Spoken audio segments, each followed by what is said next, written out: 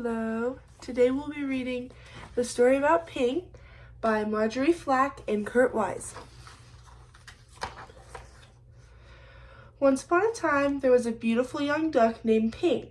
Ping lived with his mother and his father and 2 sisters and 3 brothers and 11 aunts and 7 uncles and 42 cousins. Their home was a boat with 2 wise eyes on the Yangtze River. Each morning as the sun rose from the east, Ping and his mother and his father and sisters and brothers and aunts and uncles and his 42 cousins all marched, one by one, down a little bridge to the shore of the Yangtze River.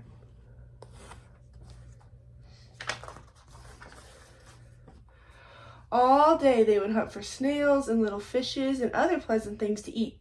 But in the evening, as the sun set in the west, La La La Lee would call the master of the boat. Quickly, Ping and all his many family would come scurrying. Quickly they would march, one by one, up the little bridge and onto the wise-eyed boat, which was their home on the Yangtze River.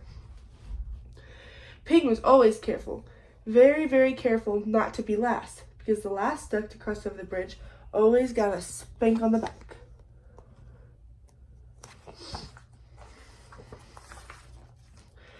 But one afternoon, the shadows grew long. Ping did not hear the call because at the moment, Ping was wrong side up trying to catch a little fish.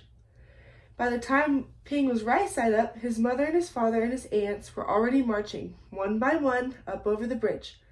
By the time Ping neared the shore, his uncles and cousins were marching over. And by the time Ping reached the shore, the last of his 42 cousins had crossed the bridge. Ping knew he would be the last, the very last duck if he crossed the bridge. Ping did not want to get spanked.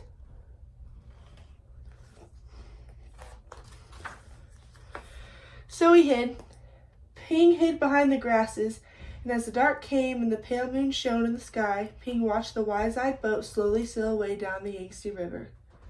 All night long, Ping slept near the grasses on the bank of the river, with his head tucked under his wing.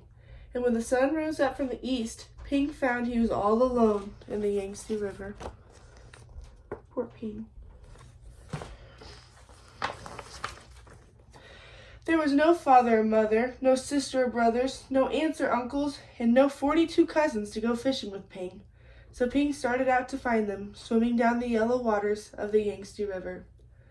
As the sun rose higher in the sky, boats came, big boats and little boats, fishing boats and beggars' boats, houseboats and rafts boats, and all these boats had eyes to see with, but nowhere could Ping see the wise-eyed boat that was his home.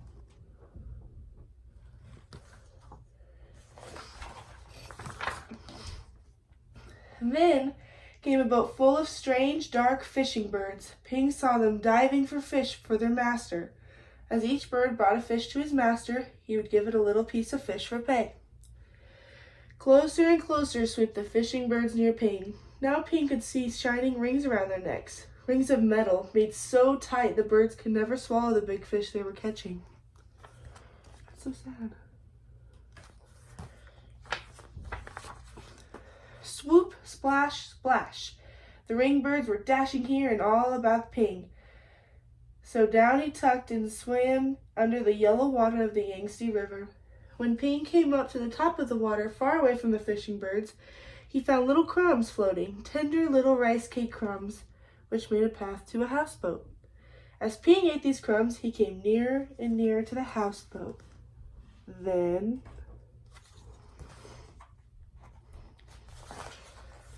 splash!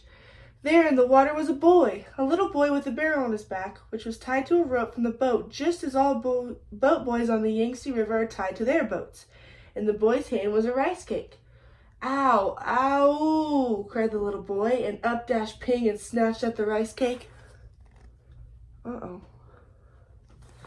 Ping must have been really hungry. Quickly, the boy grabbed Ping and held him tight. Quack, quack, quack, quack, cried Ping. Oh, oh, ooh, yelled the little boy. Ping and the boy made such a splashing and such a noise that the boy's father came running, and the boy's mother came running, and the boy's sister and brother came running, and they all looked over the edge of the boat at Ping and the boy splashing in the water of the Yangtze River.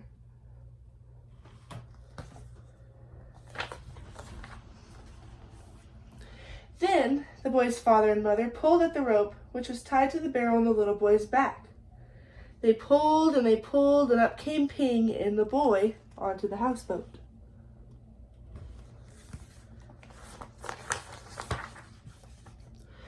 "Ah, a duck dinner has come to us," said the boy's father. "I will cook him with rice at sunset tonight," said the boy's mother. "No, no, my nice duck is too beautiful to eat," cried the boy. Thank goodness.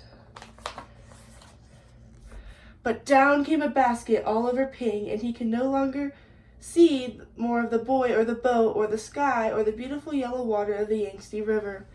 All day long, Ping could only see the thin lines of sun, which shone through the cracks in the basket, and Ping was very sad. After a long while, Ping heard the sound of oars and felt the jerk, jerk, jerk of the boat as it was rowed down the Yangtze River. Soon the lines of sunshine, which came through the cracks of the basket, turned rose color, and Ping knew the sun was setting in the west. Ping heard footsteps coming near him.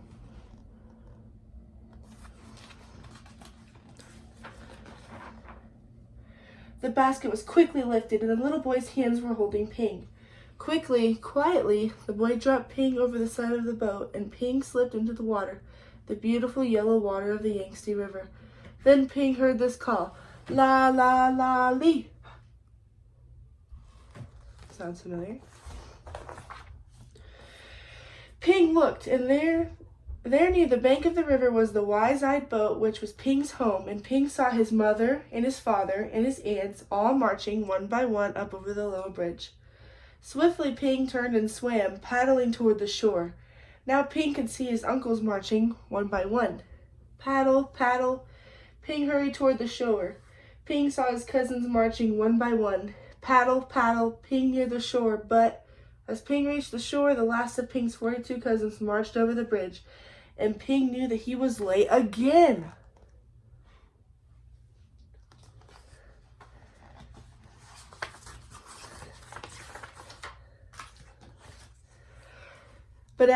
But up marched Ping, up over the little bridge, and spank came the spank on Ping's back.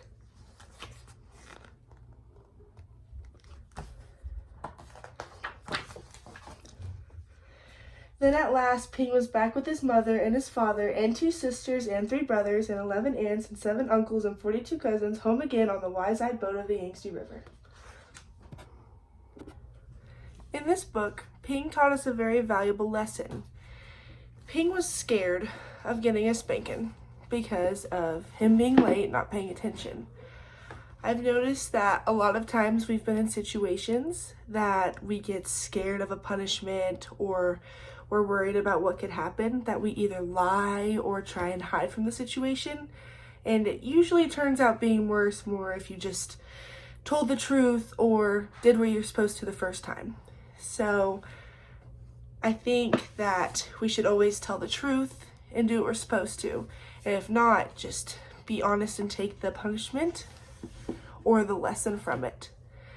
Today I would like you to write a story about in your life when something happened to you when you weren't paying attention or you did something incorrectly, and instead of being honest about the situation, you fibbed or you hid from the situation.